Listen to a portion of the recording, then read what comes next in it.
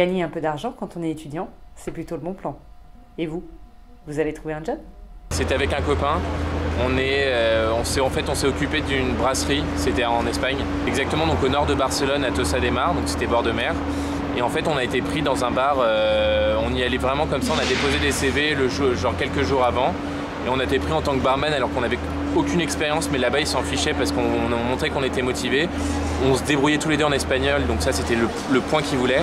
En français, il y avait beaucoup de français, c'est une ville super touristique, donc pour le français c'était un énorme plus. Alors moi, à côté de la fac, je fais du babysitting, donc je garde des enfants régulièrement, enfin quasiment tous les jours, la semaine, soit juste après les cours, soit le soir quand les parents sortent.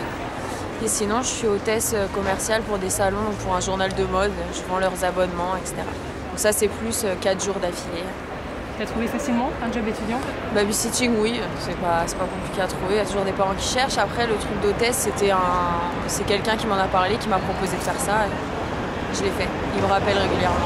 Depuis le lycée, depuis le collège et le lycée, je fais des babysitting, mais ça commence un peu à s'épuiser comme ressource parce que ça prend du temps en soirée, c'est pas super bien payé, à mon sens ça se dessine plus aux lycéens.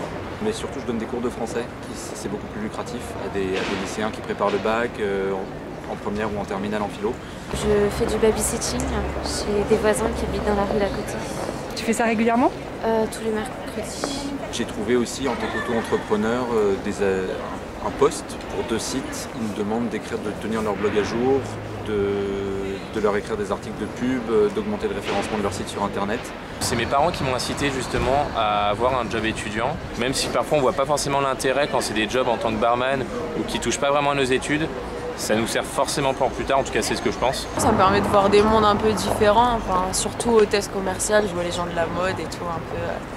C'est pas un milieu que je côtoie habituellement, donc c'est drôle. Pour les cours de français, je demande 20 € de l'heure.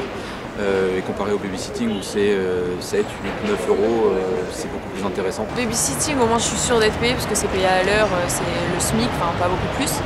Et par contre, hôtesse, c'est à la commission, donc là ça vaut le coup. Ouais. Quand je vends des abonnements, ça vaut le coup vraiment. C'est 10 € l'heure, donc ça me permet surtout de me payer les sorties ou le repas aussi. Chaque année, vous êtes aussi nombreux à faire les vendanges et à nous raconter que ça vous a bien plu. Je les ai refaites cette année parce que j'ai adoré ça. Enfin, c'est incroyable comme job. C'est pas que c'est physique, c'est au-delà du physique en fait. T'as ta dose de fête pendant pas loin d'un semestre quand tu reviens de là. C'est bien payé, ça dépend vachement de la qualité du raisin. Parce que plus il y en a, plus on travaille et comme on est payé à l'heure et au SMIC horaire. Pensez aussi au parc de loisirs, à l'hôtellerie ou au club de vacances, qui recrutent beaucoup, notamment l'été. Bon courage!